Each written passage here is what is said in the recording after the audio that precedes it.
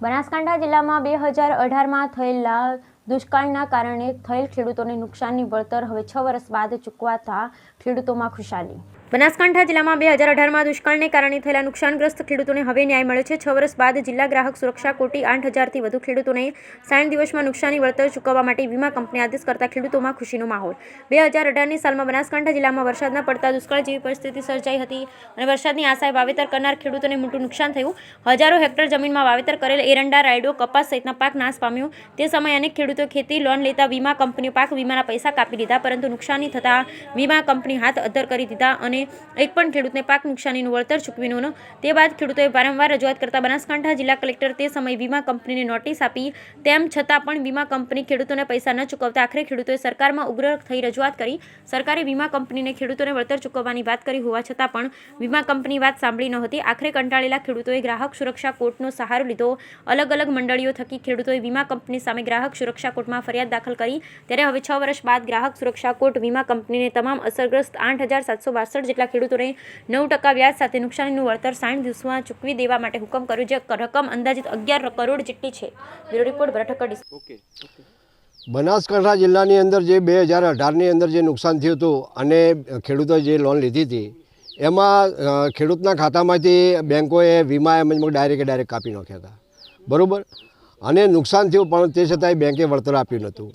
પછી અમે સરકારમાં પણ રજૂઆતો કરી, તો આ વીમા કંપનીઓ છે એ સરકારના કંટ્રોલમાં નથી, કેમ કે જો એમ જ કે એમને વીમો લીધો હોય અને અમે રજૂઆતો કરી તે છતાંય અમને વળતર ના મળ્યું તો સીધું વળતર આપ્યું હોત તો ખેડૂત પણ પગભર થઈ શકત। ન છૂટકે અમારે કોર્ટમાં સહારો લેવો પડ્યો। ગ્રાહક સુરક્ષા કોર્ટમાં જઈ અને અમે કેસ લડ્યા।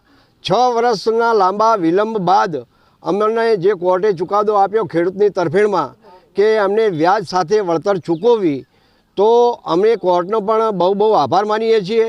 અને સરકારે જો સીધી રીતે જો વીમા કંપની ઉપર પ્રેશર કર્યું હોત તો ખેડૂતને જે તે સમયે આ વીમા કંપનીનો વળતર આપી દીધું હોત ને ખેડૂત પગભર થઈ શક્યો હોત। તો ખરેખર જો વીમા લીધા હોય તો ખેડૂત સરકારે વીમા કંપનીઓ ઉપર કંટ્રોલ રાખી અને પ્રેશર કર્યું હોત તો અમને લાભ વહેલો મળ્યો હોત તો ખેડૂત દેવેદાર ન બન્યો હોત।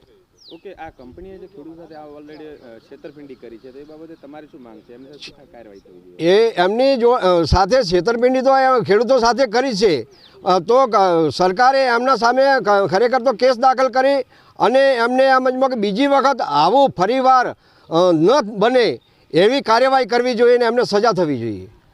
ઓકે, શું નામ તમારું? મારું નામ પરેશભાઈ માળી, બનાસકાંઠા જિલ્લો, ડીસા તાલુકો। વાત હવે કરીએ તો 2018માં દુષ્કાળ જેવી પરિસ્થિતિ હતી। બધા બટાકા, બાજરી, રાયડો છે, એરંડા છે, બધા પાકોમાં ભયંકર દુષ્કાળ જેવી પરિસ્થિતિ, એટલે બહુ નુકસાન થયું ખેડૂતોને। અને ખેડૂતો એ ટાઈમે બેંકોમાંથી લોન લીધેલી હતી અને જે તે વખતે લોન લીધી એ વખતે વીમા કંપનીમાંથી બેંકમાંથી વીમો બારોબાર કપાઈ ગયો હતો અમારા ખાતામાંથી। તો વીમો કપાઈ ગયો અને અમારે એ બાજુ દુષ્કાળ પડ્યો, ભયંકર નુકસાન વેઠવાનો વારો આવ્યો। તો અમે વીમા કંપનીને રજૂઆત કરી કે ભાઈ અમારા વીમા કાપેલા છે અને અમને વીમાની જ્યાં પાકનો વીમો લીધેલો છે તો નુકસાન થયું છે તો એનો મને વળતર આપો।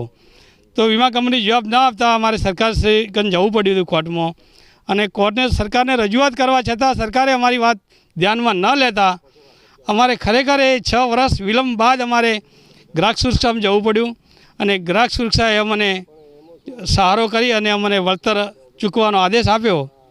એ ગ્રાહક સુરક્ષાને ખૂબ ખૂબ આભાર છે। ધન્યવાદ।